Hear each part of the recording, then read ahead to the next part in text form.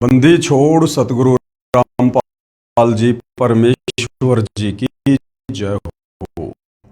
परम पिता परमात्मा सारी सृष्टि के रचनहार कुल मालिक असंख्य ब्रह्मांडों के स्वामी जगत गुरु तीनों लोकों में प्रवेश करके सबका धारण पोषण करने वाले राजाधिराज आत्माधार नाथों के नाथ देवों के देव महादेव सर्वेश्वर महेश्वर मृत्युंजय अजरो अमर आदि अनादि सनातनी प्रभु जगत पिता जगदीश्वर श्री श्री 1008 की उपाधि के वास्तविक अधिकारी अकाल मूरत सौद स्वरूपी राम वासुदेव सर्वगतम ब्रह्म परम पूज्य प्रथम पूज्य परम संत परम पुरुष परम धनी परम दयालु सत्य कबीर हक्का कबीर अल्लाहु अकबर अल्लाहु कबीर बाखबर अल्लाह ताला जगत के तारणहार जगत के मुक्तिदाता जगत के जगन्नाथ हारे के सहारे हिंदुओं के राम मुसलमानों के अल्लाह सिखों के वाहिगुरु ईसाइयों के मसीह दया के सागर दयानिधि करुणा के सागर करुणानिधि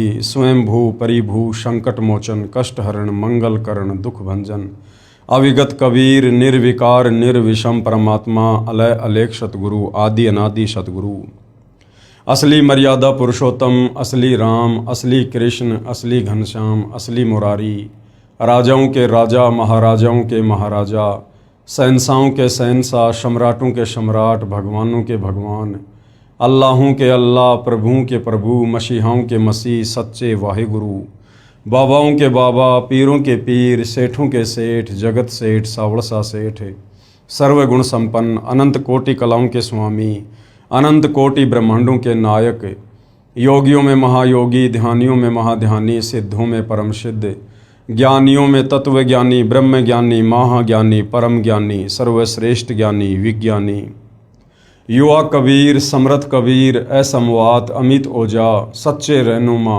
करीम अल्लाह सुभान अल्लाह दुनिया के अंतिम पैगंबर 8 सितंबर 1951 से गांव धनाना जिला सोनीपत हरियाणा भारतवर्ष की पावन भूमि पे प्रकट रियल कल की भगवान श्री नारायण साकार हरि श्री बाबा साहेब नूर अनंत परमात्मा सच्चे दरवेश सच्चे बाखबर संत श्रोमणी सतगुरु रामपाल जी परमेश्वर जी के चरण कमल में आप और हम सभी भाई बहनों का अनंत कोटि दंडवत प्रणाम। सत्साई भाई और बहनों, बहुत बड़ी दया बहुत बड़ी मेहर पूज्य गुरुदेव भगवान की परमेश्वर रामपाल जी की, जिनके शुभ आशीर्वाद से विशेष आशीर्वाद से उन्हीं के कर कमल से लिखित पवित्र पुस्तक ज्ञान गंगा के ऊपर वीडियो बनाने की श्रृंखला जारी है। इसी श्रृंखला में आज हमारा ये 11वें नंबर का वीडियो है। अभी तक यदि आपने इस पवित्र पुस्तक ज्ञान गंगा पर बन चुके पहले वाले वीडियो नहीं देखे हैं तो आपने अवश्य देखने चाहिए, क्योंकि किसी भी पुस्तक की भूमिका को पढ़े बिना समझे बिना हम आगे उस पुस्तक के विषय में नहीं जान सकते नहीं समझ सकते। तो भाइयों और बहनों, जो पवित्र पुस्तक ज्ञान गंगा सर्व धर्मों के सर्व पवित्र शास्त्रों से प्रमाणित है, आप और हमें उस पुस्तक को पढ़ने का परमपिता परमेश्वर जी के आशीर्वाद से मौका मिल रहा है और ये मौका हमने चूकना नहीं चाहिए। भाइयों और बहनों, सृष्टि रचना पर वीडियो कंप्लीट हो चुके हैं और सृष्टि रचना को समझे बिना हम किसी भी धर्म की किसी भी पुस्तक को नहीं समझ सकते। सृष्टि रचना अध्यात्म की भक्ति मार्ग की मास्टर की है। तो सृष्टि रचना पर बन चुके 4 वीडियो आप जियों ने अवश्य देखने चाहिए, ताकि आगे का ज्ञान आपको भली भांति समझ में आ सके। तो भाइयों और बहनों, आज पूज्य गुरुदेव भगवान के आशीर्वाद से ज्ञान गंगा पर हमारा 11वें नंबर का वीडियो है। प्रत्येक वीडियो में मालिक के आशीर्वाद से हमें बहुत कुछ समझ में आ रहा है। हमारी रुचि भक्ति मार्ग में आगे से आगे बढ़ रही है और जब हम इस पवित्र पुस्तक को पूरा पढ़ लेंगे समझ लेंगे तो निश्चित तौर पर आप जी बगैर नाम दीक्षा के रह नहीं पाएंगे। तो पवित्र पुस्तक ज्ञान गंगा पेज नंबर 76। आज का जो टॉपिक है वो है कौन तथा कैसा है कुल का मालिक।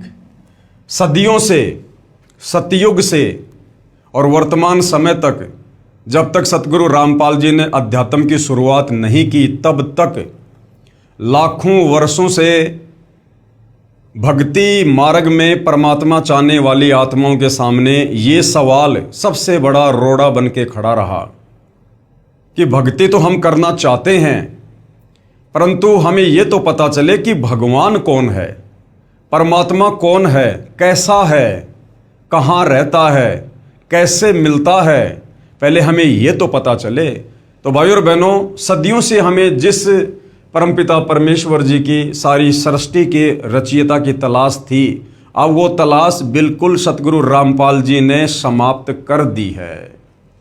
कौन तथा कैसा है कुल का मालिक?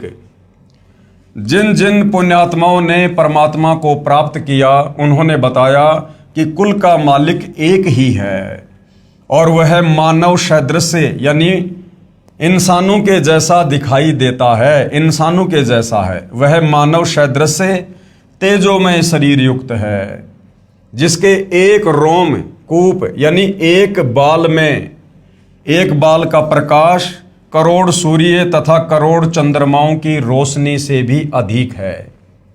ये परमपिता परमेश्वर कबीर साहिब जी की जब वे सतलोक के सिंहासन पर सत्य पुरुष कबीर देव के नाम से विराजमान होते हैं, तो उस समय उनके शरीर का तेज कितना होता है, नूर कितना होता है, उसका यहाँ पर वर्णन किया जा रहा है।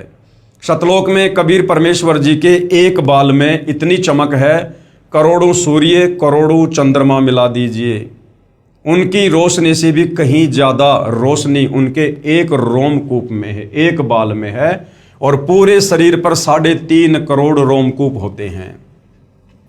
उसी ने नाना रूप बनाए हैं।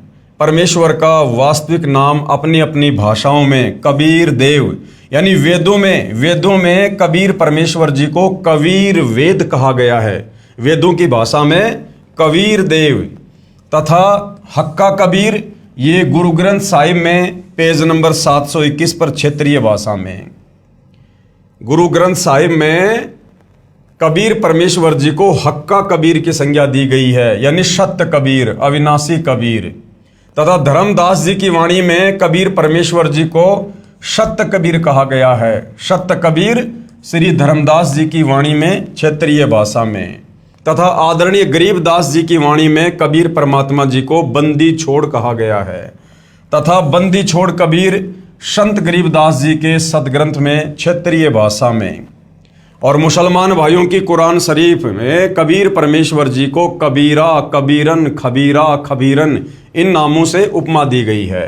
तथा कबीरा, कबीरन, खबीरा, खबीरन श्री कुरान शरीफ सूरत फुरकानी नंबर 25 आयत नंबर 19, 21, 52, 58, 59 में क्षेत्रीय अरबी भाषा में उनको कबीरा, कबीरन, खबीरा, खबीरन नामों से उपमा दी गई है।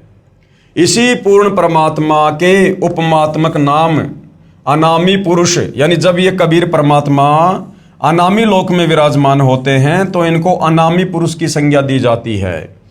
और जब यही कबीर परमात्मा अगम लोक में विराजमान होते हैं तो इनको अगम पुरुष की संज्ञा दी जाती है। और जब ये कबीर परमात्मा अलख लोक में विराजमान होते हैं तो इनको अलग पुरुष की संज्ञा दी जाती है। और जब यही कबीर परमात्मा सतलोक में विराजमान होते हैं तो इनको सत्य पुरुष की उपमा दी जाती है। इसके अलावा अकाल मूर्ति, यानी जिसको कभी काल ना ग्रास करे, जो कभी भी विनाश में नहीं आता, अकाल मूर्ति। शब्द स्वरूपी राम, शब्द स्वरूपी राम का मतलब है जिनका शब्द रूप है। पूर्ण ब्रह्म, यानी सबसे बड़ा भगवान। परम अक्षर ब्रह्म, यानी ब्रह्म से बड़ा, परब्रह्म से बड़ा कौन? परम अक्षर ब्रह्म आदि। जैसे देश के प्रधानमंत्री का वास्तविक शरीर का नाम कुछ और होता है तथा उपमात्मक नाम प्रधानमंत्री जी, प्राइम मिनिस्टर जी अलग होता है। इसी प्रकार सारी सृष्टि के मालिक का, कुल के मालिक का वास्तविक नाम है कबीर देव। बाकी उनकी उपमात्मक पदवियों के अलग अलग नाम हैं जो आप जियों को दिखाए गए हैं। जैसे भारत देश का प्रधानमंत्री जी अपने पास गृह विभाग रख लेता है, जब वह उस विभाग के दस्तावेजों पर हस्ताक्षर करता है तो वहां गृह मंत्री की भूमिका करता है। तथा अपना पद भी गृह मंत्री लिखता है। हस्ताक्षर वही होते हैं। इसी प्रकार ईश्वरीय सत्ता को समझना है। जिन संतों व ऋषियों को परमात्मा प्राप्ति नहीं हुई, उन्होंने अपना अंतिम अनुभव बताया है कि प्रभु का केवल प्रकाश देखा जा सकता है। प्रभु दिखाई नहीं देता क्योंकि उसका कोई आकार नहीं है तथा शरीर में धुन सुनना आदि प्रभु भक्ति की उपलब्धि है। यानी भाइयों और बहनों, जिन आत्माओं को तत्वदर्शी संत की शरण प्राप्त नहीं हुई, जिनको तत्व ज्ञान सुनने को नहीं मिला, जिनको सृष्टि रचना के विषय में बताने वाला कोई पूर्ण संत महात्मा नहीं मिला, उन आत्माओं ने प्रयास तो बहुत किया परमात्मा की प्राप्ति का, लेकिन वो प्राप्त नहीं कर पाए और काल तक की साधना करते रहे। ओम नाम के जाप को कबीर परमेश्वर जी का नाम जाप मानकर, पूर्ण परमात्मा का नाम जाप मानकर जपते रहे, तप करते रहे। और इस काल में, क्योंकि सृष्टि रचना इसीलिए बतानी अति आवश्यक थी शुरुआत में, ताकि हम आगे का ज्ञान समझ सकें। क्योंकि ये काल जिसको प्रतिदिन 1 लाख मानव शरीरधारी आत्माओं के, जीवों के सूक्ष्म शरीर से निकली वासना खाने का श्राप कबीर परमेश्वर जी की तरफ से लगा हुआ है, जिस कारण से इसकी मजबूरी हो गई किसी को भी दर्शन ना देने की। और इसने अपनी पत्नी दुर्गा और तीनों पुत्रों ब्रह्मा विष्णु महेश के माध्यम से अपनी पूरी व्यवस्था भोजन की कर रखी है। तो इसने सौगंध खा रखी है कि मैं किसी भी जप से, तप से, ओम नाम के जाप से, किसी भी साधना से, योग से मैं अपने वास्तविक ब्रह्म रूप में दर्शन नहीं दूंगा, काल रूप में दर्शन नहीं दूंगा। जिस कारण से बेचारे ऋषियों ने, मुनियों ने, महात्माओं ने वेदों को पढ़ा और चारों वेदों में इस काल ब्रह्म का ही जाप है। तो उन ऋषि मुनियों ने, महात्माओं ने वेदों से ओम नाम निकालकर पूर्ण परमात्मा का जानकर तप किया और जाप किया। लेकिन भाइयों और बहनों, ये ओम नाम तो इस काल का है, इस ब्रह्म का है, जो ओम नाम के जाप से या अन्य किसी भी विधि से अपने दर्शन भगत को नहीं देता है। और अंत में उन सभी ऋषि मुनियों ने समाज में ये घोषित कर दिया कि भाई परमात्मा निराकार है, उसका केवल प्रकाश देखा जा सकता है। जिस कारण से आज तक कोई ये नहीं जान पाया कि वो एक परमात्मा कौन है, कैसा है, कहाँ रहता है, कैसे मिलता है। आओ विचार करें, जैसे कोई अंधा अन्य अंधों में अपने आप को आंखों वाला सिद्ध किए बैठा हो और कहता है कि रात्रि में चंद्रमा की रोशनी बहुत सुहावनी, मन भावनी होती है, मैं देखता हूं। अन्य अंधे शिष्यों ने पूछा कि गुरुजी चंद्रमा कैसा होता है? चतुर अंधे ने उत्तर दिया कि चंद्रमा तो निराकार है, वो दिखाई थोड़े दे सकता है।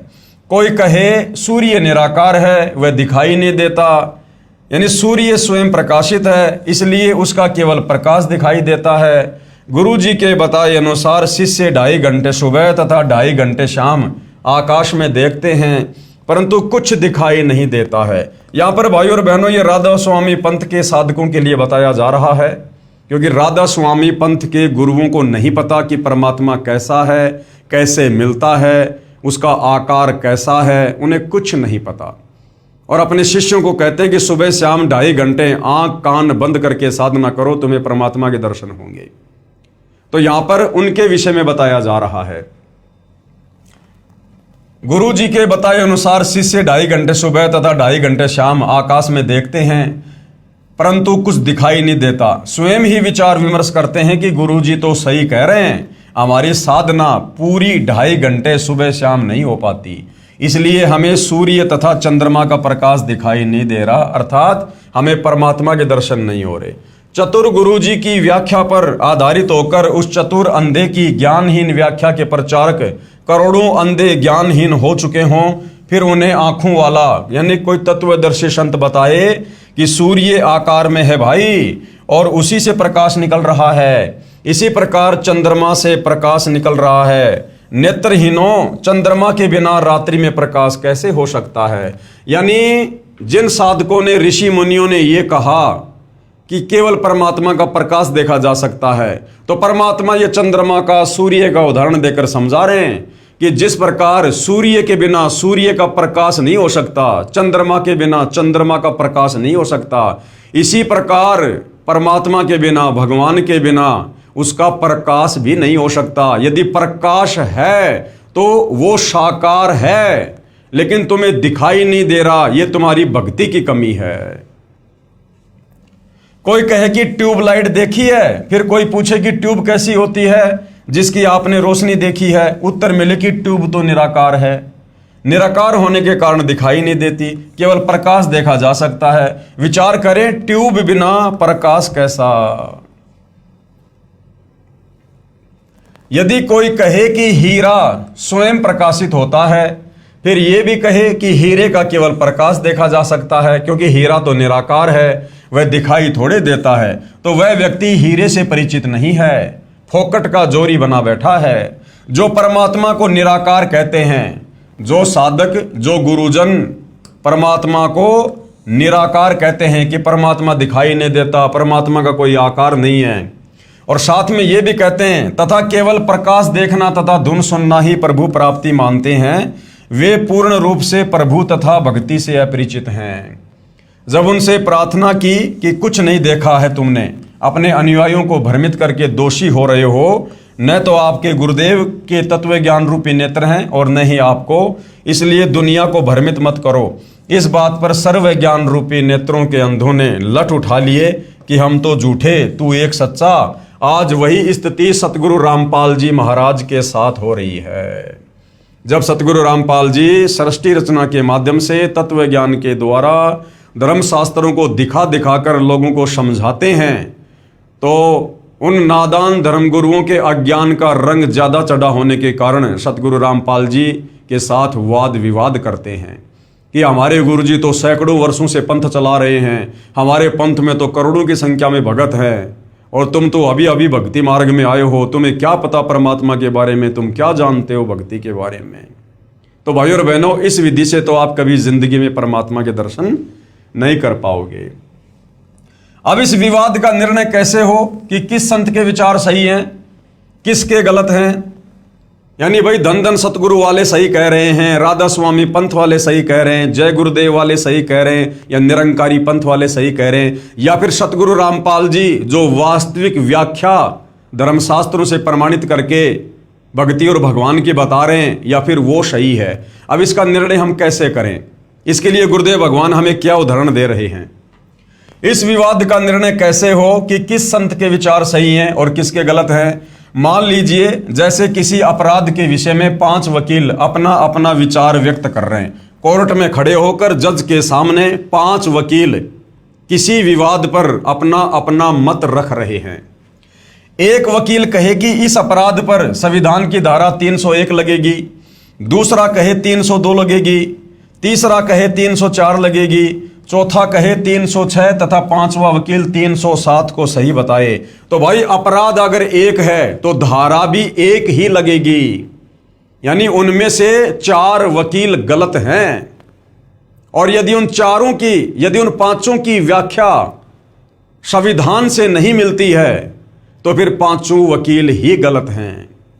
तो अगर मुकदमा एक है और वकील है 5 और अपना अपना मत दे रहे हैं, तो 5 सही नहीं हो सकते हैं अगर उनके मत अलग अलग हैं। तो ये 5 ठीक नहीं हो सकते, केवल एक ही ठीक हो सकता है। यदि उसकी व्याख्या अपने देश के पवित्र संविधान से मिलती है, यदि उसकी व्याख्या भी संविधान के विपरीत है, तो 5 वकील भी गलत हो सकते हैं। इसका निर्णय देश का पवित्र संविधान करेगा जो सर्व को मान्य होता है। इसी प्रकार भिन्न भिन्न विचारधाराओं में तथा साधनाओं में से कौन सी शास्त्र अनुकूल है या कौन सी शास्त्र विरुद्ध है, इसका निर्णय पवित्र सदग्रंथ ही करेंगे जो सर्व को मान्य होने चाहिए। आज भारत देश में दुनिया भर के साधु संत महात्मा आचार्य मंडलेश्वर हैं, और सबकी व्याख्या भक्ति और भगवान को लेकर एक दूसरे से मेल नहीं खाती है, भिन्न भिन्न है।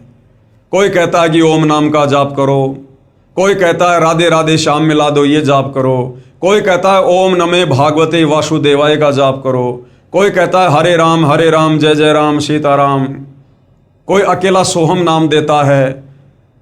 हर संत की अपनी अपनी अलग अलग व्याख्या है। अब भाइयों और बहनों, इस प्रकार से तो निर्णय नहीं हो सकता। अब हम कैसे निर्णय करें, परमात्मा चाहने वाली आत्मा इस निर्णय पर कैसे पहुंचे कि कौन संत सही है और किसका भक्ति मार्ग सही है। उसके लिए भाई और बहनों, हमने हमारे पवित्र धर्मशास्त्रों को आधार बनाना होगा। जिस प्रकार अपने अपने क्लाइंट को बचाने के लिए दोनों वकील भरकस प्रयास करते हैं और जज दोनों की बातें सुनता है, अंत में जज भारत के संविधान को सामने रखकर कि जो धारा इस पर लगाई गई है उस धारा में क्या सजा है, कितनी सजा है, जो मुकदमा इस पर साबित हो चुका है उसकी क्या सजा है, अंत में उसका निर्णय भारत का संविधान करेगा। इसी प्रकार भाई और बहनों, कौन संत सही है, किसकी भक्ति सही है, किसके मंत्र सही हैं, किसका भक्ति मार्ग सही है, इसका निर्णय हमारे पवित्र धर्मशास्त्र करेंगे, धर्म ग्रंथ करेंगे। और चारों वेद और गीता जी पूरे विश्व के एक नंबर के धर्म ग्रंथ है, अध्यात्म को लेकर, भक्ति को लेकर। तो समझदार व्यक्ति धर्म ग्रंथों से निर्णय करेगा, मिलान करेगा कि जो जो गुरुजन भक्ति और भगवान की व्याख्या कर रहे हैं उनमें से किसकी व्याख्या हमारे सदग्रंथों से मेल खाती है। यही प्रमाण पवित्र श्रीमद् भगवत गीता अध्याय 16 श्लोक नंबर 23 और 24 में है। जिन आंखों वालों यानी पूर्ण संतों ने सूर्य यानी पूर्ण परमात्मा को देखा उनमें से कुछ के नाम हैं। यानी जिन जिन महापुरुषों ने, जिन जिन अच्छी आत्माओं ने कुल के मालिक कबीर परमेश्वर जी के दर्शन किए, परमात्मा जी सतलोक से चलकर साक्षात धरती पर प्रकट होकर उनको मिले, उनको सतलोक लेकर गए, उनको सर्व सृष्टि रचना से परिचित करवाया। उन महापुरुषों में कुछ एक महापुरुष हैं जिनके नाम यहाँ पर दिए गए हैं। आदरणीय धर्मदास जी, आदरणीय दादू जी, आदरणीय मलुकदास जी, आदरणीय गरीबदास जी, आदरणीय नानक जी, आदरणीय घीसा दास जी। और ये सबसे पहले आदरणीय धर्मदास जी, इनके क्या विचार हैं कि परमात्मा कौन है, कैसा है। आदरणीय धर्मदास जी, आदरणीय धर्मदास जी बांधवगढ़ मध्य प्रदेश वाले, जिनको पूर्ण परमात्मा जिंदा महात्मा के रूप में मथुरा में मिले, सतलोक दिखाया, वहां सतलोक में दो रूप दिखाकर जिंदा वाले रूप में पूर्ण परमात्मा वाले सिंहासन पर विराजमान हो गए। तथा आदरणीय धर्मदास जी को कहा कि मैं ही काशी बनारस में नीरू नीमा के घर गया हुआ हूं, वहां धानक यानी जुलाहे का कार्य करता हूं।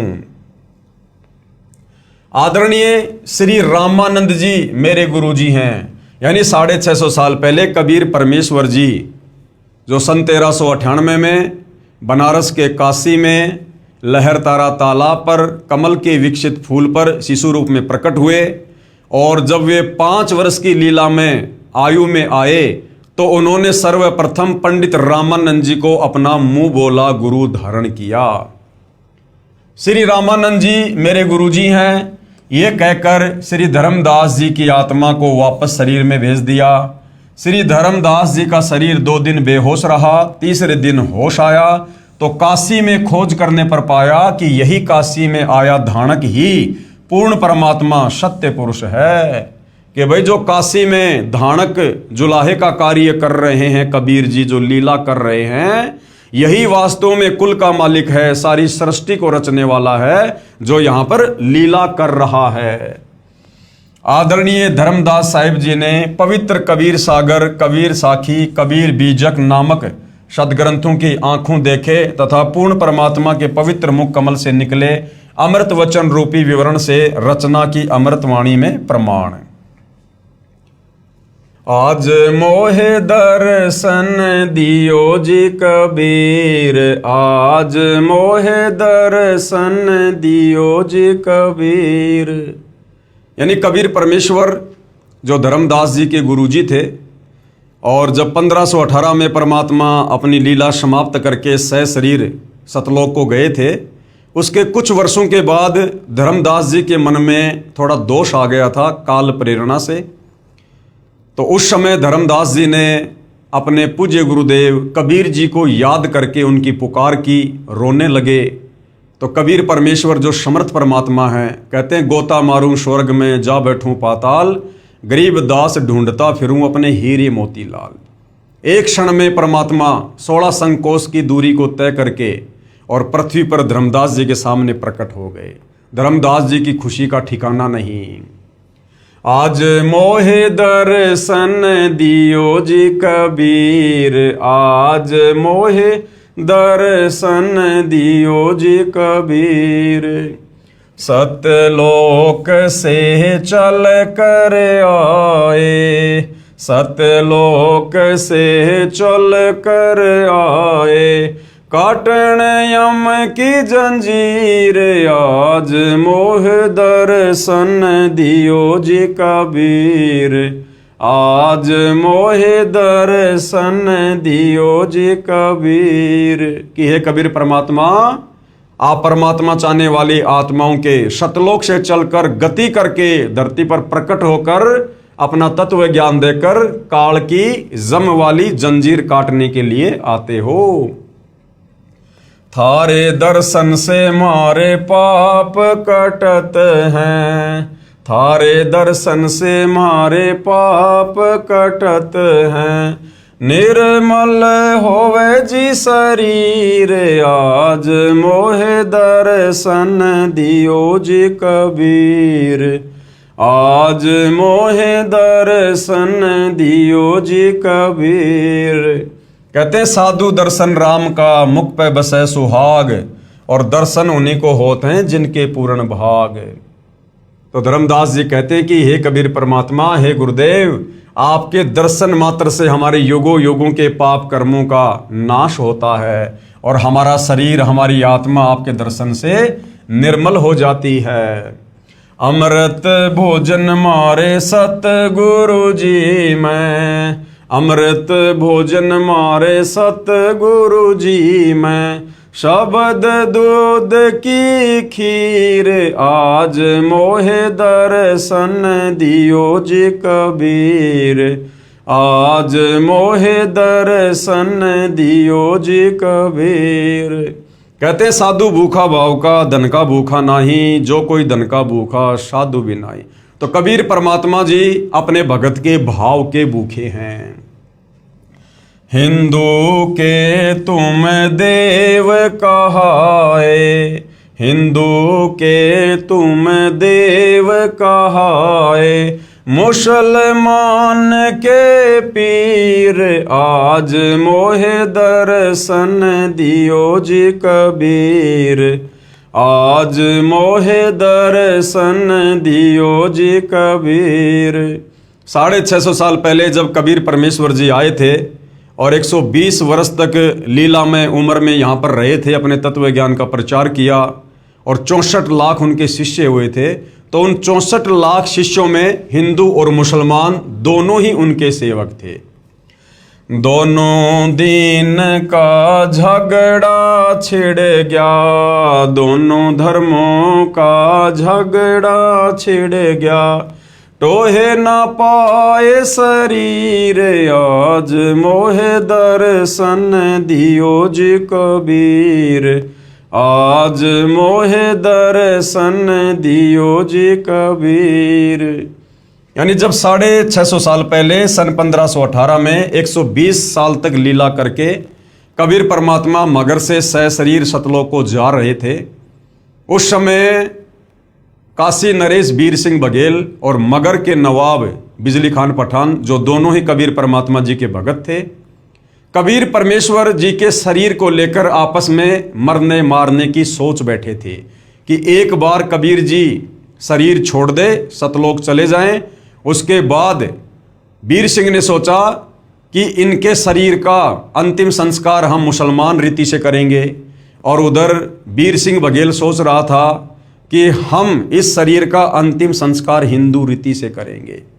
लेकिन कबीर परमात्मा जी अंतर्यामी थे और उस समय भविष्य वक्ताओं ने भविष्यवाणियां कर रखी थी कि ऐसे ऐसे इस समय पर भयंकर हिंदू मुसलमान झगड़ा होगा और करोड़ों लोग कट कट के मरेंगे।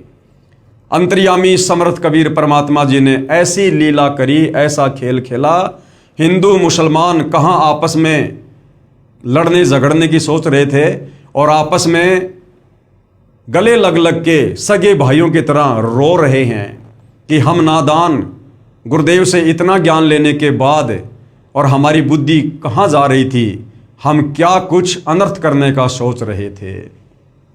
तो कबीर परमेश्वर जी ने कहा था कि भाई मेरा शरीर तुमको नहीं मिलेगा, लेकिन उनको यकीन नहीं हो रहा था कि शरीर कहाँ जाएगा। तो कबीर परमेश्वर जी ने कहा कि मेरे शरीर की जगह तुम्हें जो भी वस्तु मिले भाई उसको आधा आधा बांट लेना, लड़ना झगड़ना मत।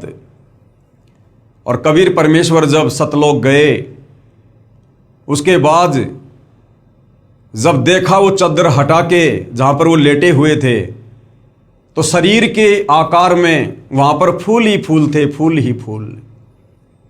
और हिंदू मुसलमान दोनों ने आपस में आधे आधे बांट लिए। मुसलमानों ने वहां पर अपनी मजार वगैरह बना ली और हिंदुओं ने वहां पर मंदिर बना लिया। तो ये उस समय का ये वर्णन है कि दोनों धर्मों का झगड़ा छिड़ गया और टोए न पाया शरीर। वहां पर कबीर जी का शरीर नहीं मिला, सुगंधित फूल मिले जो दोनों ने आपस में बांट लिए थे। धर्मदास की अर्ज गोसाई, धर्मदास की अर्ज गोसाई, बेड़ा लंगइयो पर लेती रे आज, मोहे दर्शन दियो जी कबीर, आज मोहे दर्शन दियो जी कबीर। अंत में धर्मदास जी कह रहे हैं कि हे कबीर परमात्मा, हे मेरे मालिक, मुझ धर्मदास का बेड़ा पार लगा दियो, यानी काललोक से अपने दास को सतलोक में बैठा दियो। तो कहने का मतलब है वो कुल का मालिक कबीर परमात्मा है, वो सहशरीर है, मनुष्य दृश्य रूप में है। और आदरणीय धर्मदास जी को सतलोक से चलकर और मथुरा में मिले थे, उनको तत्व ज्ञान समझाया था, अपना शिष्य बनाया था। फिर धर्मदास जी को कबीर परमात्मा सतलोक लेकर गए, उनको सर्व व्यवस्था से, सृष्टि रचना से, सर्व ब्रह्मांडों से परिचित करवाया था। उसके बाद धर्मदास जी ने कबीर परमेश्वर की बहुत सारी महिमा की। उसके बाद भाइयों और बहनों, आदरणीय दादू जी अमृतवाणी में प्रमाण, कबीर परमेश्वर के साक्षी, जिस प्रकार आदरणीय धर्मदास जी को कबीर परमात्मा जिंदा बाबा के रूप में मथुरा में मिले थे सतलोक से चलकर, उसी प्रकार आदरणीय दादू जी को भी कबीर परमात्मा सतलोक से चलकर गति करके धरती पर प्रकट होकर जिंदा बाबा के रूप में मिले थे। और उसके बाद आदरणीय दादू जी की आत्मा को धर्मदास जी की तरह सतलोक लेकर गए, सर्व व्यवस्था से, सर्व ब्रह्मांडों से, सतलोक से परिचित करवाया।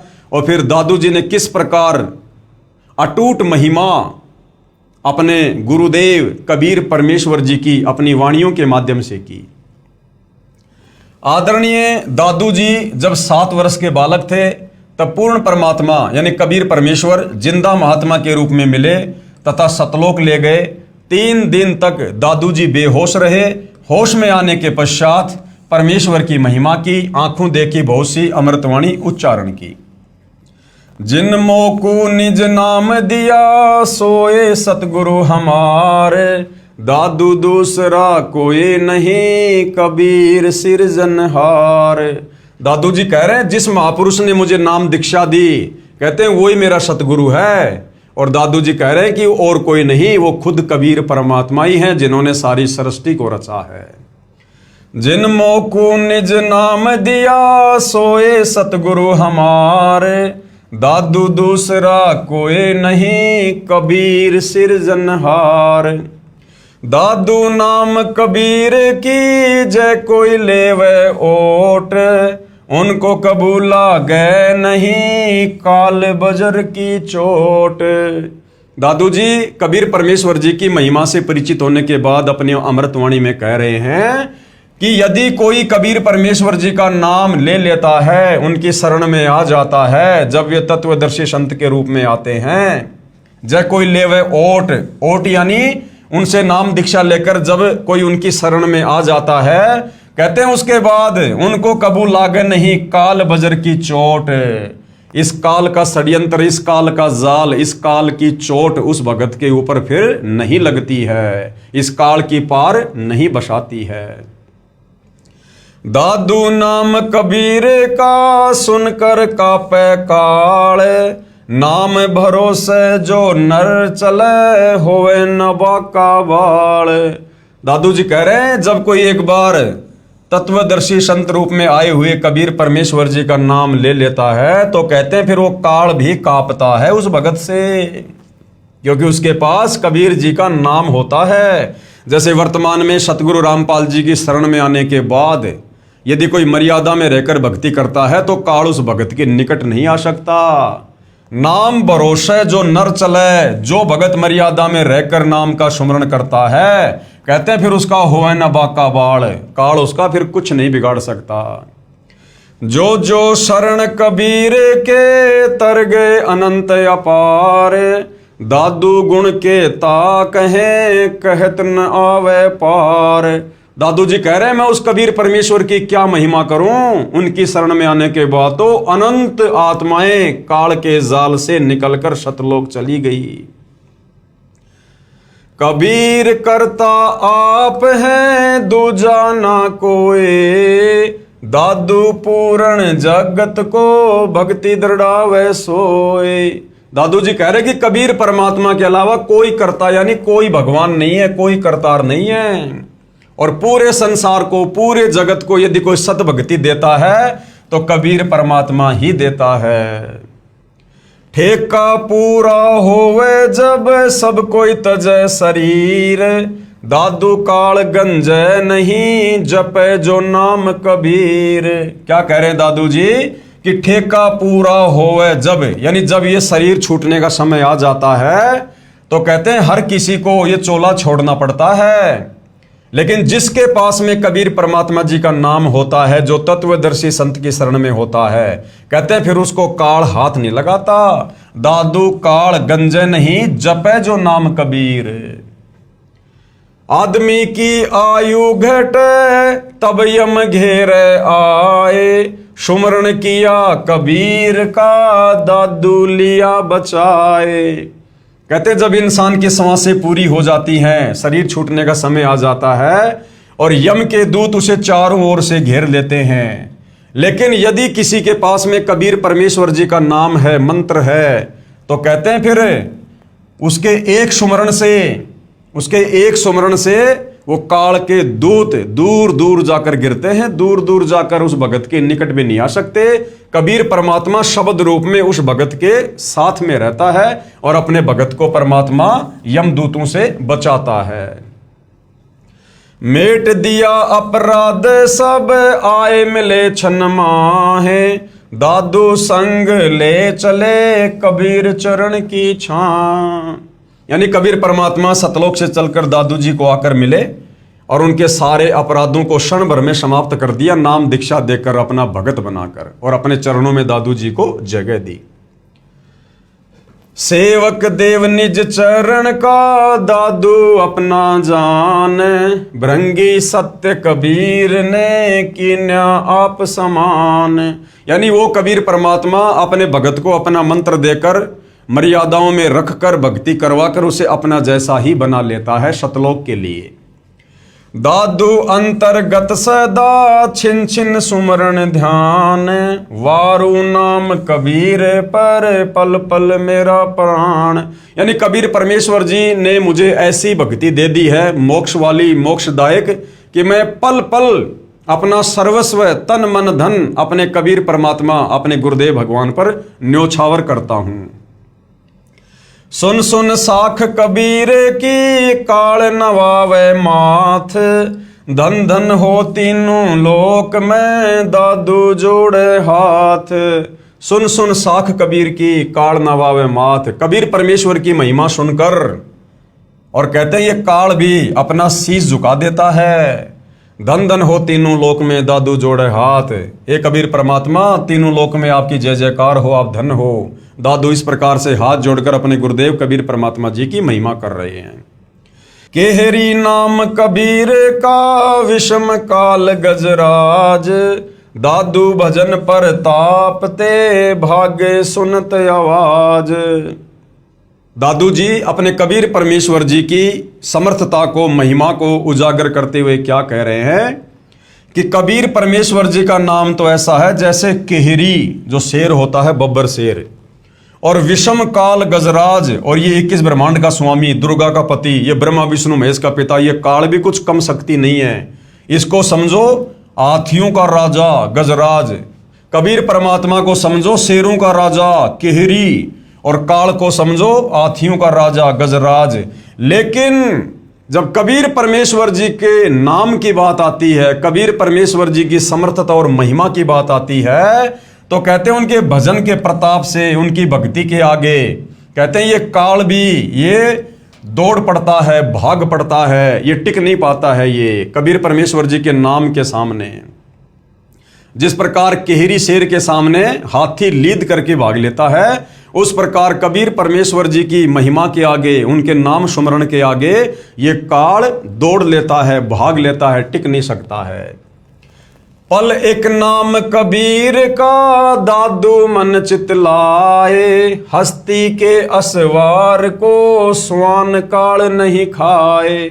आगे और क्या महिमा की है दादू जी ने कबीर परमेश्वर जी की, कुल के मालिक की, कि पल एक नाम कबीर का, यदि मर्यादा में रहकर एक पल भी कबीर परमेश्वर जी का नाम जाप कर लिया जाए, तो कहते हैं जैसे हस्ती के असवार को, हाथी पर बैठे व्यक्ति को जिस प्रकार से काल कोई हानि नहीं कर सकता, उसी प्रकार कबीर परमेश्वर जी के उपासक साधक को ये काल किसी प्रकार से कोई चोट नहीं पहुंचा सकता है। जिस प्रकार हाथी पर बैठे व्यक्ति को कुत्ता किसी भी प्रकार से नुकसान नहीं पहुंचा सकता है, उसी प्रकार कबीर परमेश्वर के भगत को जब वे तत्वदर्शी संत के रूप में धरती पर आते हैं, जैसे वर्तमान में सतगुरु रामपाल जी के नाम से आए हुए हैं, कहते हैं उनके उपासक को, सच्चे उपासक को, मर्यादित भगत को ये काल किसी भी प्रकार से चोट या हानि नहीं पहुंचा सकता।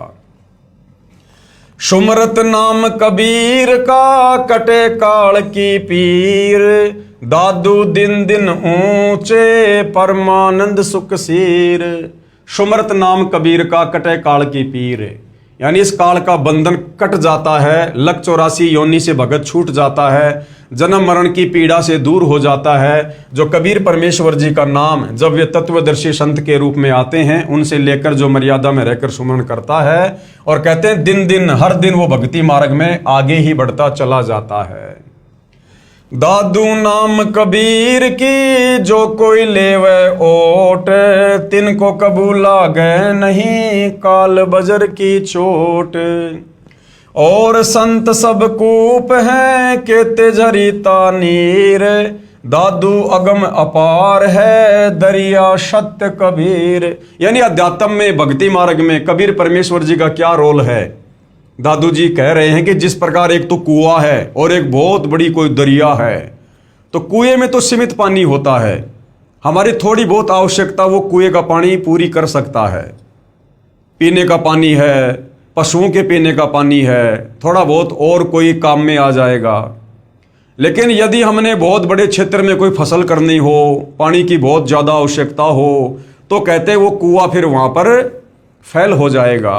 तो ये जितने भी साधु संत महात्मा देवी देवता, ये जितने भी ब्रह्मा विष्णु महेश ब्रह्म परब्रह्म, इनकी क्षमता तो कुएं के जैसी है, अध्यात्म में कुएं के जैसी, जो केवल काम चलाऊ सरकार है। और वो कबीर परमेश्वर तो दरिया है, सागर असीमित। यानी उनकी शरण में आने के बाद फिर हमारे हर कार्य कबीर परमेश्वर जी के आशीर्वाद से सफल होते हैं। अब ही तेरी सब मिटे जन्म मरण की पीर, श्वास उसास सुमर ले दादू नाम कबीर। अब ही तेरी सब मिटे जन्म मरण की पीर, यानी जब से हम सतलोक से कबीर परमात्मा जी से बिछुड़कर अपनी गलती के चलते इस काल के साथ 21 ब्रह्मांडों में आए हैं, और असंख्य युगों से हम यहाँ पर जन्म मरण के कष्ट, लक 84 योनियों के कष्ट भोग रहे, उठा रहे हैं। तो दादू जी कहते हैं अब वो तेरी सारी पीड़ा मिट जाएगी, अभी तेरी सब मिटाए जन्म मरण की पीर। क्या करना पड़ेगा? जब कबीर भगवान तत्वदर्शी संत के रूप में आते हैं, उस समय उनसे वो श्वास वाला सतनाम का जाप ले ले और उसका सुमरण कर, तेरी सारी पीड़ा इसी जन्म में समाप्त हो जाएगी। तो भाई वर्तमान में इस पूरी धरती पर एकमात्र तत्वदर्शी संत सतगुरु रामपाल जी हैं, और वो श्वास का नाम केवल सतगुरु रामपाल जी के पास है। और इन्हीं से उपदेश लेने से वो नाम अपना कार्य करेगा, भगत की जन्म मरण की पीड़ को काटेगा। कोई सरगुण में रीझ रहा, कोई निर्गुण ठहराए, दादू गति कबीर की मोते कही ना जाए। जिन मोकू निज नाम दिया, सोए सतगुरु हमारे, दादू दूसरा कोई नहीं, वो कबीर सृजनहार। सारी सृष्टि का सृजनहार वो कबीर परमात्मा ही है। उसके बाद भाइयों और बहनों, आदरणीय मलुकदास जी, इनको भी आदरणीय धर्मदास जी और आदरणीय दादू जी की तरह कबीर परमात्मा जी सतलोक से चलकर धरती पर प्रकट होकर मिले थे। इनको अपना तत्व ज्ञान दिया, अपना शिष्य बनाया, इनको भी सतलोक दिखाया। और मलुकदास जी ने भी अपनी अमृतवाणी में कबीर परमेश्वर जी की कलम तोड़ महिमा की है। आदरणीय मलुकदास जी कबीर देव के साक्षी 42 वर्ष की उम्र में श्री मलुकदास साहिब जी को पूर्ण परमात्मा मिले तथा 2 दिन तक श्री मलुकदास जी अचेत रहे, यानी उनको सतलोक लेकर गए थे परमात्मा, नीचे उनका शरीर अचेत था। फिर निमन वाणी उच्चारण की, जपो रे मन साहेब नाम कबीर, जपो रे मन साहेब नाम कबीर। क्या कह रहे हैं मलुकदास जी कि हे भाई, हे मेरे मन, अगर काल के 21 ब्रह्मांडों से मुक्ति चाहिए, जन्म मरण से छुटकारा चाहिए, गधा कुत्ता शुअर बनकर उन महाकष्टों से छुटकारा चाहिए, तो कहते हैं कबीर परमेश्वर जी का नाम जाप कर ले। जब वे तत्वदर्शी संत के रूप में आते हैं, उनसे दीक्षा लेकर अपनी आत्मा का कल्याण करवा ले। जपो रे मन सतगुरु नाम कबीर, जपो रे मन साहेब नाम कबीर। एक समय गुरु बंसी बजाई कालंदरी के तीर, एक समय गुरु बंसी बजाई कालंदरी के तीर। सुर नर मुनि जन थक गए, रुक गया दरिया नीर, जपो रे मन साहेब नाम कबीर, जपो रे मन परमेश्वर नाम कबीर। अपने गुरुदेव की, कबीर परमात्मा की महिमा बताते हुए आदरणीय मलुकदास जी क्या कह रहे हैं, क्योंकि भाइयों और बहनों, ये मलुकदास जी पहले श्री कृष्ण जी यानी श्री विष्णु जी के उपासक थे, जब तक ये कबीर परमात्मा जी की शरण में नहीं आए थे। तो मलुकदास जी ने श्री कृष्ण जी की महिमा करते हुए और कबीर जी से कहा कि हे गुरुदेव, हे परमात्मा, श्री कृष्ण जी के विषय में हम सुना करते हैं कि वो ऐसे ही बांसुरी बजाया करते थे कि आसपास के पशु पक्षी भी उनकी बांसुरी की मधुर आवाज सुनने के लिए आ जाया करते थे। तो कबीर परमात्मा तो हर प्रकार से अपने भक्तों की शंका का समाधान करते हैं, निवारण करते हैं। तो कबीर परमात्मा जो मलुकदास जी के गुरुजी थे, उन्होंने कहा कि चल भाई, आज हम भी जमुना जी के किनारे और आपको बांसुरी बजा के दिखाते हैं। तो कबीर परमेश्वर जी ने ऐसे हाथ किया और ऊपर से बांसुरी उनके हाथ में आ गई। और कबीर परमेश्वर जी ने जब वो बांसुरी बजाई तो क्या व्याख्या की है फिर आगे, एक समय गुरु बंसी बजाई कालंदरी के तीर, कालंदरी यानी यमुना के तीर यानी किनारे बैठकर। एक समय गुरु बंसी बजाई जमुना जी के तीर, एक समय गुरु बंसी बजाई यमुना जी के तीर।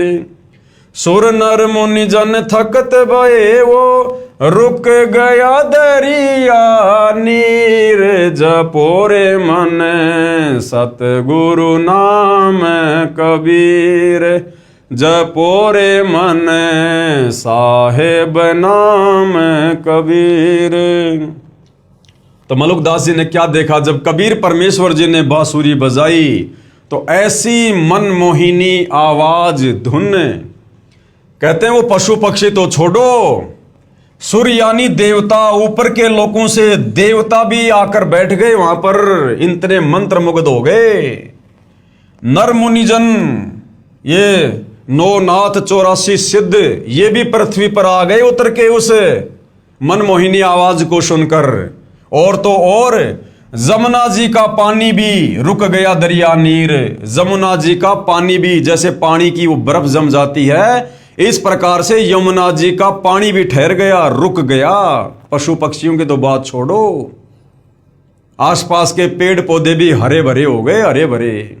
जब कबीर परमेश्वर जी ने बांसुरी बजाई तब मलुकदास जी की शंका दूर हुई कि हाँ भाई, श्री कृष्ण जी वाली बांसुरी तो इस समर्थ कबीर परमात्मा जी की बांसुरी वाली धुन के सामने कुछ भी नहीं है। काशी तज गुरु मगहर आए दोनों दीन के पीर। काशी तज गुरु मगहर आए दोनों दीन के पीर। कोई गाड़े कोई अग्न जरावे ढूंढा ना पाया शरीर। जपोरे मन सतगुरु नाम कबीर। जपोरे मन साहेब नाम कबीर। यानी वही महिमा कर रहे हैं जो धर्मदास जी ने की कि काशी तज गुरु मगहर आए। 120 साल की उम्र में सन 1518 में जब परमेश्वर जी सतलोक जा रहे थे तो काशी से पैदल यात्रा करके और मगहर को आए। दोनों दीन के पीर, हिंदू मुसलमान दोनों के भगवान, दोनों के पीर। और कोई गाड़े कोई अग्नि जरावे, यानी मगहर का नवाब वीर सिंह बघेल वो सोच रहा था कि कबीर जी जब शरीर छोड़ देंगे तो फिर इनके शरीर का अंतिम संस्कार हम मुस्लिम रीति रिवाज से करेंगे, हम इनको नीचे दबाएंगे। और कोई अग्नि जरावे, और वीर सिंह बघेल जो काशी का नवाब था वो सोच रहा था कि कबीर जी के शरीर छोड़ने के बाद हम इनके शरीर का अंतिम संस्कार हिंदू रीति रिवाज से करेंगे। तो कहते हैं परमात्मा ने ऐसा खेल खेला, ढूंढा ना पाया शरीर, उनका शरीर ही नहीं मिला। शरीर के आकार में सुगंधित फूल मिले जो दोनों ने आपस में बांट लिया। चार दाग से सतगुरु न्यारा अजरो अमर शरीर। चार दाग से सतगुरु न्यारा अजरो अमर शरीर। दास मलूक सलूक कहते हैं खोजो कसम कबीर। जपोरे मन साहेब नाम कबीर। जपोरे मन परमेश्वर नाम कबीर। मलुकदास जी ने क्या महिमा गाई अपने गुरुदेव की कि चार दाग से सतगुरु न्यारा। वो कबीर परमात्मा चार दाग में नहीं आता। जिस प्रकार से संसार के प्राणी चार प्रकार से दाग को प्राप्त होते हैं हम अंतिम संस्कार के बाद। कोई जमीन में गाड़ता है, कोई अग्नि में जराता है, कोई पानी में बहा देता है, कोई ऊंचे स्थान पर डाल देता है। तो कहते हैं वो कबीर परमात्मा इस प्रकार से मृत्यु को प्राप्त नहीं होता। उनका तो अजरो अमर शरीर है, वो तो सह शरीर आते सह शरीर जाते हैं। और दास मलूक सलूक कहते हैं, यानी मलुकदास जी कह रहे हैं मैं अपने होशो हवास में कह रहा हूं, खोजो खशम कबीर। उस कबीर परमेश्वर की खोज कर लो। जब वे तत्वदर्शी संत के रूप में आते हैं उनसे उपदेश ले लो और अपनी आत्मा का कल्याण करवा लो, काललोक से बाहर निकल लो। इसी प्रकार भाइयों और बहनों, वो कुल का मालिक कौन है, कैसा है, कहां रहता है, कैसे मिलता है, क्या उसकी महिमा है। आदरणीय गरीबदास जी ने भी कबीर परमेश्वर जी के दीदार के बाद उपरोक्त महापुरुषों की तरह उनकी महिमा की है। आदरणीय गरीबदास जी छुडानी जिला जज्जर हरियाणा वाले अपनी अमृतवाणी में ये प्रमाण देते हैं, प्रभु कबीर यानी कबीर देव के साक्षी।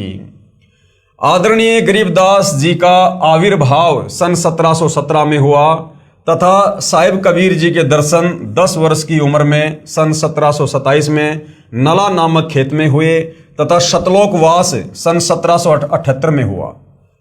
आदरणीय गरीबदास जी को भी परमात्मा कबीर साहिब जी सह शरीर जिंदा रूप में मिले, यानी सतलोक से चलकर आए सह शरीर मिले। आदरणीय गरीबदास जी अपने नला नामक खेतों में अन्य साथी ग्वालों के साथ गाय चरा रहे थे, जो खेत कबलाना गांव की सीमा से सटा है।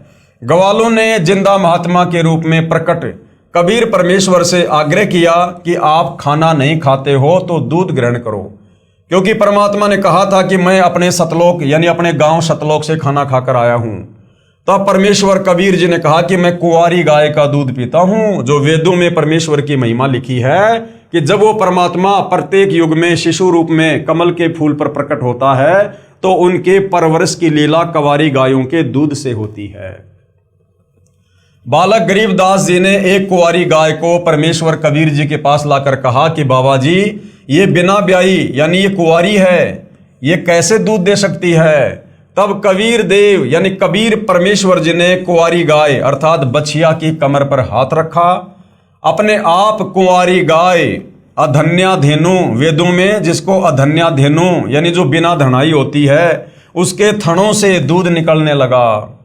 पात्र भरने पर रुक गया। वह दूध परमेश्वर कबीर जी ने पिया तथा प्रसाद रूप में कुछ अपने बच्चे गरीबदास जी को पिलाया तथा सतलोक के दर्शन कराए। यानी गरीबदास जी की आत्मा को शरीर से निकालकर सतलोक लेकर गए।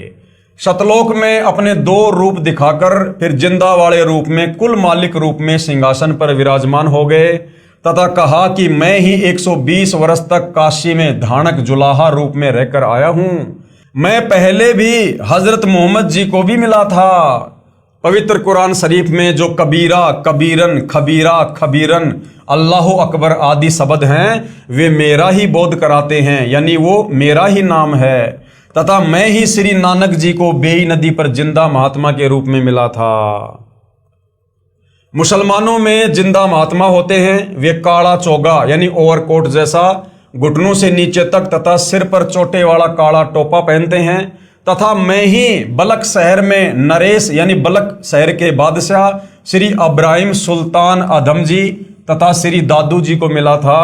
तथा चारों पवित्र वेदों में जो कबीर अग्नि, कबीर देव, कबीर अंगारी आदि नाम है, वो मेरा ही बोध है। कबीर वेद हमारा भेद है। कबीर परमात्मा कहते हैं चारों वेदों में मेरा भेद है कि कोई परमात्मा और है, उसका नाम कबीर है। मैं मिलूं वेदों से नहीं, लेकिन इन चारों वेदों में मेरी प्राप्ति का मार्ग नहीं है। और जौन यानी जिस वेद से मैं मिलूं वो वेद जानते नहीं। और जिस पांचवें वेद सूक्ष्म वेद में मेरी प्राप्ति की पूरी जानकारी है, उसको ये चारों वेद नहीं जानते हैं। और वो सत्य जानकारी कबीर परमात्मा फिर खुद ही सतलोक से चलकर धरती पर तत्वदर्शी संत के रूप में प्रकट होकर यथार्थ रूप से सृष्टि रचना के माध्यम से सर्व धर्मों के सर्व पवित्र शास्त्रों को खोल खोल कर बताते हैं। जैसे वर्तमान में वही कबीर परमात्मा सतगुरु रामपाल जी के नाम से 8 सितंबर 1951 को धरती पर प्रकट होकर आज आप और हमें बता रहे हैं, समझा रहे हैं। मैं ही वेदों से पहले भी सतलोक में विराजमान था। गांव छुडानी, जिला झज्जर, हरियाणा में आज भी उस जंगल में जहां पूर्ण परमात्मा का संत गरीबदास जी को मानव शरीर में साक्षात्कार हुआ था, एक यादगार विद्यमान है। आदरणीय गरीबदास जी की आत्मा अपने परमात्मा कबीर बंदी छोड़ के साथ चले जाने के बाद उन्हें मरा हुआ जानकर चिता पर रखकर जलाने की तैयारी करने लगे। उसी समय आदरणीय गरीबदास जी की आत्मा को पूर्ण परमेश्वर कबीर जी ने शरीर में प्रवेश कर दिया। 10 वर्षीय बालक गरीबदास जीवित हो गए। उसके बाद उस पूर्ण परमात्मा का आंखों देखा विवरण अपनी अमृतवाणी में सदग्रंथ नाम से ग्रंथ की रचना की। उसी अमृतवाणी में प्रमाण कि कुल का मालिक कौन है, सबका परमेश्वर कौन है, सारी सृष्टि को रचने वाला कौन है। गरीब अजब नगर में ले गया हमको सतगुरु आण, जिल के बिंब अगाध गति सूते चादर ताण। आदरणीय गरीबदास जी कबीर परमेश्वर का साक्षात्कार होने के बाद उन्होंने क्या महिमा की है कि दुनिया वालों, परमात्मा कौन है, भगवान कौन है। अजब नगर में ले गया यानी मेरे शरीर से मेरी आत्मा को निकाल कर वो कबीर परमात्मा अजब नगर यानी सतलोक में ले गया। हमको सतगुरु आण यानी सतलोक से चलकर सतगुरु आए और मेरी आत्मा को शरीर से निकालकर वापस सतलोक ले गए। और जिलके बिंब अगाध गति यानी मैं सतलोक की क्या महिमा कहूं, वहां तो झिलमिल झिलमिल है, वहां का तो नजारा ही अलग है।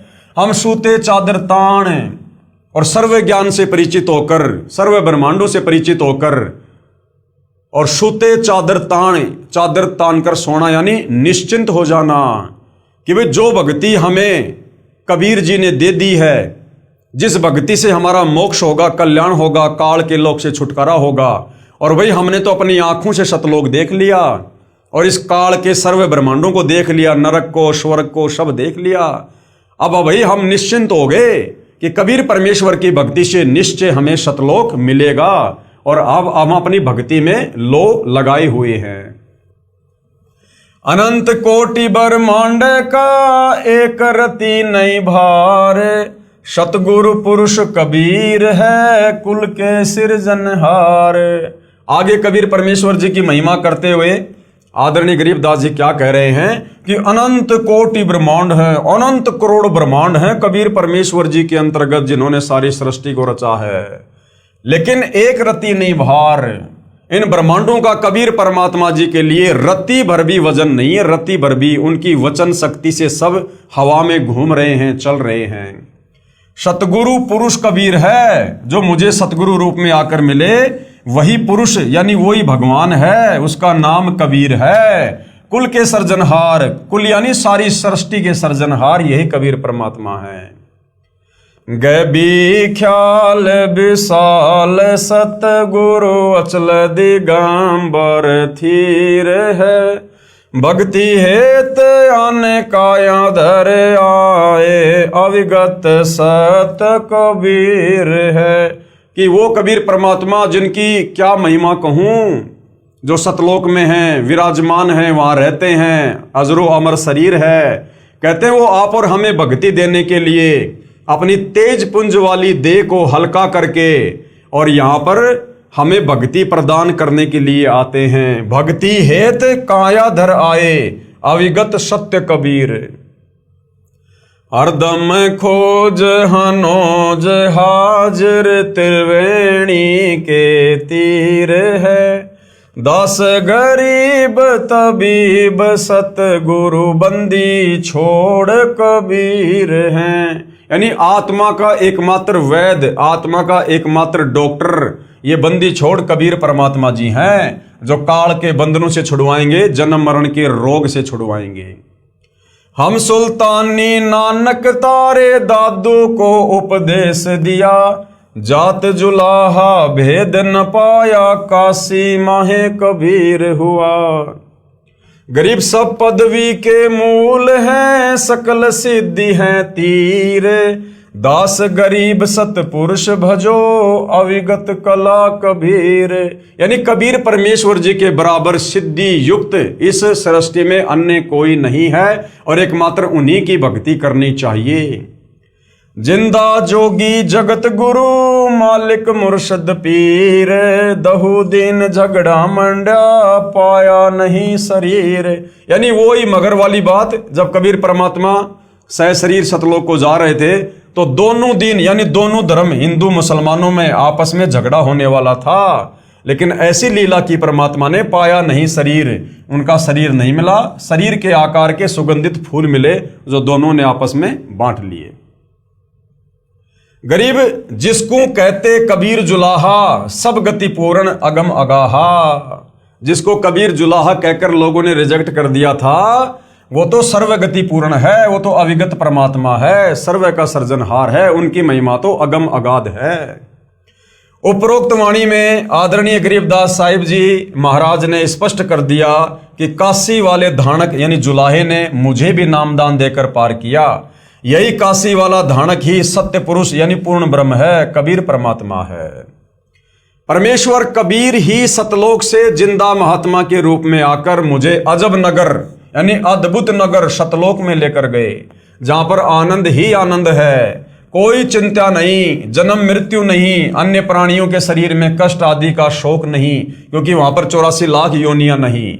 इसी काशी में धानक रूप में आए सत्य पुरुष ने यानी कबीर जी ने भिन्न भिन्न समय में प्रकट होकर आदरणीय श्री अब्राहिम सुल्तान अधम तथा आदरणीय दादू जी व आदरणीय नानक जी को भी सतनाम देकर पार किया। वही कबीर देव जिसके एक रोमकूप में यानी एक बाल में करोड़ों सूर्य जैसा प्रकाश है तथा मानव सदृश शरीर है। अति तेजोमय अपने वास्तविक शरीर के ऊपर हल्के तेजपुंज का चोला यानी भद्रा वस्त्रा अर्थात तेजपुंज का शरीर डालकर हमें मृतलोक मनुष्य लोक में पृथ्वी लोक में आकर मिलते हैं, क्योंकि उस परमेश्वर के वास्तविक स्वरूप के प्रकाश को चरम दृष्टि सहन नहीं कर सकती। उस परमेश्वर के वास्तविक तेज को, नूर को, जिनके एक बाल में करोड़ों सूर्य जितना प्रकाश है, हमारी ये चरम दृष्टि, ये आंखें सहन नहीं कर सकती। भाई और बहनों, गर्मी के समय में, दोपहर के समय में ये जो सूर्य होता है, हम इसकी तरफ भी 5 सेकंड लगातार बड़ी मुश्किल से देख पाते हैं। और जिस परमेश्वर के एक बाल में इसके जैसे करोड़ों सूर्यों से भी ज्यादा रोशनी है और प्रकाश है, भला वो परमात्मा अगर अपने वास्तविक तेजोमय रूप में धरती पर आ भी जाए तो भी हम उनको नहीं देख पाएंगे। यहां पर भाई और बहनों, हम अपनी इस चरम दृष्टि से यहाँ जो भूत प्रेत वगैरह सूक्ष्म रूप में घूमते रहते हैं, हम उनको नहीं देख पाते। उस कबीर परमेश्वर को हम कैसे देख पाएंगे? तो कबीर परमेश्वर स्वयं ही अपने दर्शन करवाता है, अपने तेजोमय रूप के ऊपर हल्का तेजपुंज का रूप धारण करके तत्वदर्शी संत के रूप में हमें यहाँ पर आकर दर्शन देते हैं, ज्ञान देते हैं। जैसे वर्तमान में सतगुरु रामपाल जी के रूप में उनके नाम से यहाँ पर विद्यमान है। आदरणीय गरीबदास जी ने अपनी अमृतवाणी में कहा है, सर्व कला सतगुरु साहिब की हरि आए हरियाणे नू। भावार्थ है कि पूर्ण परमात्मा कबीर हरि यानी कबीर देव जिस क्षेत्र में आए उसका नाम हरियाणा अर्थात परमात्मा के आने वाला पवित्र स्थल, जिसके कारण आसपास के क्षेत्र को हरियाणा यानी हरियाणा कहने लगे। सन 1966 को पंजाब राज्य के विभाजन होने पर इस क्षेत्र का नाम हरियाणा पड़ा। लगभग 236 वर्ष पूर्व कही वाणी 1966 में सिद्ध हुई कि समय आने पर यह क्षेत्र हरियाणा प्रांत नाम से विख्यात होगा, जो आज प्रत्यक्ष प्रमाण है। यानी गरीबदास जी ने आज से 236 साल पहले अपनी अमृतवाणी में कहा था कि उत्तर दक्षिण पूर्व पश्चिम क्यों फिरदा दाने दाने नू और सर्व कला सतगुरु साहिब की हरि आए हरियाणे नू, कि मुझे कबीर परमात्मा हरियाणा में आके मिले, गांव छुड़ानी में आके मिले। उस समय तक तो हरियाणा प्रांत नाम भी नहीं था, लेकिन अमृतवाणी भाई और बहनों महापुरुष की थी, इसलिए समय आने पर सिद्ध होनी थी। सन 1966 में पंजाब से अलग होकर हरियाणा प्रांत अलग बना और वो वाणी 236 साल बाद फिर सत्य साबित हुई, जो आज प्रत्यक्ष प्रमाण है। इसलिए गुरु ग्रंथ साहिब पेज नंबर 721 पर अपनी अमृतवाणी महिला 1 में श्री नानक जी ने कहा है कि हक्का कबीर करीम तू बे परवरदिगार, नानक बोगोयद जनु तूरा तेरे चाकरा पखाक। हक्का कबीर सिख धर्म के प्रवर्तक आदरणीय नानक जी ने भी अपनी अमृतवाणी में कबीर परमेश्वर के होने का प्रमाण दिया है कि वो हक्का कबीर, वो सत्य कबीर, वो अविनाशी कबीर ही दयालु है, बेऐब परवरदिगार, वो निर्विकार परमात्मा है। इसी का प्रमाण गुरु ग्रंथ साहिब के राग सीरी महिला 1 पेज नंबर 24 पर शब्द नंबर 29 में है। एक सुवान दुई सुवानी नाल बलके भोके सदा बियाल, कुड़ छुरा मूठा मुर्दहार धानक रूप रहा करतार। यानी वो कबीर परमात्मा काशी में धानक रूप में आए, जुलाहे की भूमिका की। मैं पति की पंदी न करनी की कार, ऊ बिगड़े रूप रहे बिकराल, तेरा एक नाम तारे संसार में एहो आस एहो आधार। मुख निंदा आख्या दिन रात, पर घर जो ही नीच मनाती, काम क्रोध तन वशय चंडाल, धानक रूप रहा करतार, धानक रूप रहा करतार। फाई सुरत मलुकी वेश, उठ अगवाड़ा ठग्गी देश, खरा सियाणा बहुता भार, धानक रूप रहा करतार, धानक रूप रहा करतार। यानी वो सारी सृष्टि का करतार भगवान वो काशी में धानक रूप में आया। मैं कित्ता न जाता हराम खोर, ऊंकिया मुंह देसा दुष्ट चोर, नानक नीच कहे विचार, और धानक रूप का रहा करतार, धानक रूप रहा करतार। यानी कबीर परमात्मा ही कुल का मालिक है, सारी सृष्टि का सर्जनहार है, जो 650 साल पहले 120 साल जुलाहे की भूमिका करके, धानक की भूमिका करके और सह शरीर सतलोक चले गए। ये तमाम महापुरुष जो आज विश्व विख्यात हैं, ये सब उस परमेश्वर के होने का, सह शरीर होने का, समर्थ होने का अपनी अमृत वाणियों में ये प्रमाण दे रहे हैं। तो आज आप और हमें भी किसी प्रकार का कोई संशय नहीं होना चाहिए कि सारी सृष्टि का सृजनहार, कुल का मालिक कबीर भगवान है। वो सतलोक में रहता है, मानव सदृश्य है, और उसी की भक्ति जब वे तत्वदर्शी संत के रूप में आते हैं तो उन्हीं की शरण प्राप्त करके हम काल के जाल से, जन्म मरण के चक्कर से, लख 84 योनियों की पीड़ा से, तपतशिला के कष्ट से बाहर निकलकर सतलोक जा सकते हैं। गुरु ग्रंथ साहिब राग असवारी महिला 1 के कुछ अंश। साहिब मेरा एक को है, यानी परमात्मा भाई केवल एक ही है, एक को है भाई, एक को है। आपे रूप करे बहुबाती, वो खुद ही अपने बहुत सारे भिन्न भिन्न रूप बनाकर आत्माओं को ज्ञान समझाता है। नानक बपूड़ा एवं कहे, जो तिन किया सो सचू थिया, अमृत नाम सतगुरु दिया। पूरे गुरु ते गति मति पाई, बूढ़त जगू देखिया तऊ डरी भागे। सतगुरु राखे से बड़ भागे, नानक गुरु की चरणों लागे। मैं गुरु पूछिया अपना साचा बिचारी राम। Page number 439 Guru Granth Sahib. उपरोक्त अमृतवाणी में श्री नानक जी स्वयं स्वीकार कर रहे हैं कि साहिब यानी प्रभु यानी भगवान एक ही है, तथा उनका यानी श्री नानक जी का कोई मनुष्य रूप में वक्त गुरु भी था, जिसके विषय में कहा है कि पूरे गुरु से तत्व ज्ञान प्राप्त हुआ, तथा मेरे गुरु जी ने मुझे अमृत नाम यानी अमर मंत्र अर्थात पूर्ण मोक्ष करने वाला उपदेश नाम मंत्र दिया। वही मेरा गुरु नाना रूप धारण कर लेता है, अर्थात वही सत्य पुरुष है, वही जिंदा रूप बना लेता है, वही धानक रूप में भी काशी नगर में विराजमान होकर आम व्यक्ति अर्थात भगत की भूमिका कर रहा है। क्योंकि नानक जी कबीर जी के समकालीन थे, इसलिए नानक जी कह रहे हैं कि वो कबीर परमात्मा भिन्न भिन्न रूप धारण करके और 650 साल पहले यानी नानक जी के समय में नानक जी कह रहे हैं कि वो वर्तमान में काशी में, बनारस में एक भगत की भूमिका भी कर रहा है। शास्त्र विरुद्ध पूजा करके सारे जगत को जन्म मृत्यु व कर्म फल की आग में जलते देखकर जीवन व्यर्थ होने के डर से भागकर मैंने गुरुजी के चरणों में शरण ली। नानक जी स्वीकार कर रहे हैं कि जब मुझे ये तत्व ज्ञान हुआ कबीर जी के माध्यम से, जो कबीर जी मुझे बेई नदी पर मिले और नानक जी की आत्मा को शरीर से निकालकर सचखंड लेकर गए, फिर 3 दिन के बाद वापस छोड़ा। उसके बाद नानक जी बनारस गए, काशी में गए, जहाँ पर कबीर जी जुलाहे का काम कर रहे थे, खड्डी बुन रहे थे, और उससे पहले नानक जी सतलोक में उसी परमात्मा को देख कर आ गए थे। तो नानक जी ने जाते ही अपने आप को उनके चरणों में समर्पित कर दिया और उपदेश प्राप्त किया। तो नानक जी कह रहे हैं कि मैंने भी इस काल के भयंकर जाल को देखकर और काशी में जाकर मैंने गुरु जी के चरणों में शरण ली। बलिहारी गुरु आपने दिवहाड़ी सदवार, जिन मानस ते देवता किया करत न लागी वार।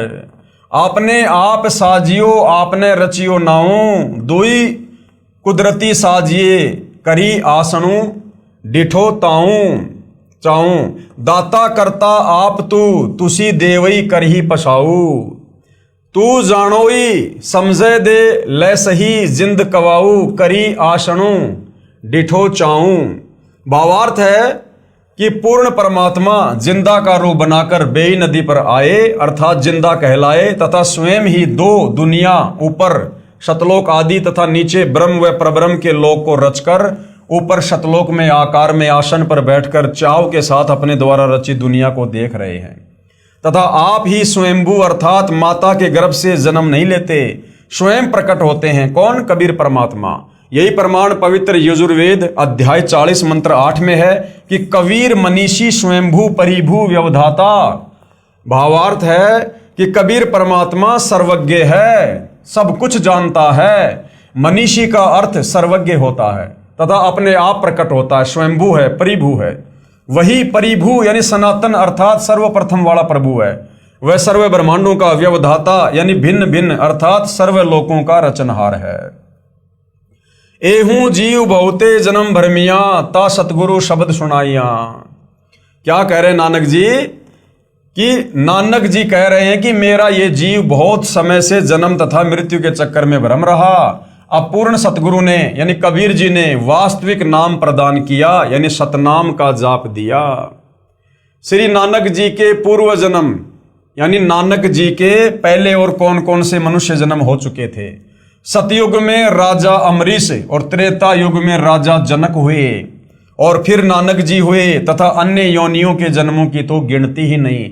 लग 84 में कितनी बार गए वो तो गिनती नहीं, क्योंकि नानक जी भी वही आत्मा है जो शतलोक से इस काल के चक्कर में आप और हमारे साथ में यहां पर आई थी। प्रभु कबीर जी ने स्वामी रामानंद जी को तत्व ज्ञान समझाया। अब भाइयों और बहनों, कल के वीडियो का हमारा क्या टॉपिक रहेगा? प्रभु कबीर जी ने यानी सारी सृष्टि के मालिक, कुल के मालिक कबीर परमात्मा जी ने, जो शतलोक में रहते हैं, सह शरीर हैं, मानव सदृश्य हैं, तत्वदर्शी संत के रूप में जगत को सृष्टि का ज्ञान देने के लिए, काललोक से छुड़वाने के लिए यहां पर आते रहते हैं। तो उस परमात्मा कबीर जी ने स्वामी रामानंद जी को तत्व ज्ञान समझाया। आदरणीय रामानंद जी जो काशी में हुए हैं, कबीर परमात्मा के समकालीन थे, कबीर परमेश्वर जी के मुंह बोले गुरुदेव थे। उनको भी कबीर परमात्मा जी ने 5 वर्ष की उम्र में, जब पंडित रामानंद जी की 104 साल की उम्र थी, उस समय कबीर परमात्मा 5 वर्ष की लीला में उम्र में थे। और पंडित रामानंद जी जो चारों वेदों के, 18 पुराणों के, गीता जी के प्रकांड ज्ञाता थे, उनको कबीर परमेश्वर जी ने अपने तत्व ज्ञान के आगे नतमस्तक कर दिया। और पंडित रामानंद जी ने कबीर जी से उपदेश प्राप्त किया, लेकिन जगत की दृष्टि में पंडित रामानंद जी कबीर जी के गुरु बने रहे। तो ये क्या कबीर परमात्मा जी की लीला थी। और फिर पंडित रामानंद जी ने भी अपने गुरु, अपने गुरुदेव कबीर जी की कलम तोड़ महिमा की है, और आदरणीय गरीबदास जी ने उसको अपनी अमृतवाणी में लिपिबद्ध किया है। इसके विषय में भाइयों और बहनों हम कल के लाइव वीडियो में समझेंगे, क्योंकि ये पवित्र पुस्तक ज्ञान गंगा है। हम धीरे धीरे इसमें आगे बढ़ेंगे, धीरे धीरे हम इसको समझेंगे। और जो कबीर परमेश्वर सतगुरु रामपाल जी हमें समझाना चाहते हैं अध्यात्म के विषय में, हम उसको जानेंगे, समझेंगे और सतगुरुदेव भगवान से उपदेश प्राप्त करके अपनी आत्मा का कल्याण जो है करवाएंगे। तो भाइयों और बहनों, इतने सारे महापुरुष जिनको कबीर परमात्मा, कबीर देव शतलोक से चलकर गति करके क्षण भर में इस पृथ्वी पर प्रकट होकर जो इन महापुरुषों को मिले, इनको ज्ञान समझाया, इनको शतलोक का दर्शन करवाया, ताकि आज आप और हम आत्माओं को इनके द्वारा लिखे इन ग्रंथों को पढ़कर, इनकी अमृतवाणियों को पढ़कर हमें विश्वास हो कि वास्तव में वो कुल का मालिक, सारी सृष्टि का सृजनहार कौन है। और जब इन महात्माओं को मिला, इनको ज्ञान दिया, आज वही ज्ञान, वही शास्त्र प्रमाणित ज्ञान सतगुरु रामपाल जी दे रहे हैं। वही मंत्र जो कबीर परमेश्वर जी ने इन महापुरुषों को दिया और इनकी आत्मा का कल्याण हुआ, वही मंत्र, वही ज्ञान, वही समाधान, वही भक्ति मार्ग आज सतगुरु रामपाल जी हमें दे रहे हैं। और एकमात्र पूरी पृथ्वी पर वही मंत्र, वही ज्ञान, वही समाधान, वही भक्ति मार्ग सतगुरु रामपाल जी के ही पास है। दूसरा कोई विकल्प, कोई तरीका इस काल के 21 ब्रह्मांड से बाहर निकलने का नहीं है। तो भाइयों और बहनों, यदि ये अमृत ज्ञान समझ में आ रहा है तो आप जी अविलंब सतगुरु रामपाल जी से उपदेश प्राप्त करें और अपनी आत्मा का कल्याण करवाएं। तो आज के वीडियो में भाइयों और बहनों केवल इतना ही। कल परमेश्वर जी के आशीर्वाद से हम फिर सेवा में हाजिर होंगे। तब तक गुरुदेव भगवान हम सबको आज्ञा दे, आशीर्वाद दे, सद्बुद्धि दे, मार्गदर्शन करे। बंदी छोड़ सतगुरु रामपाल जी परमेश्वर जी की जय हो।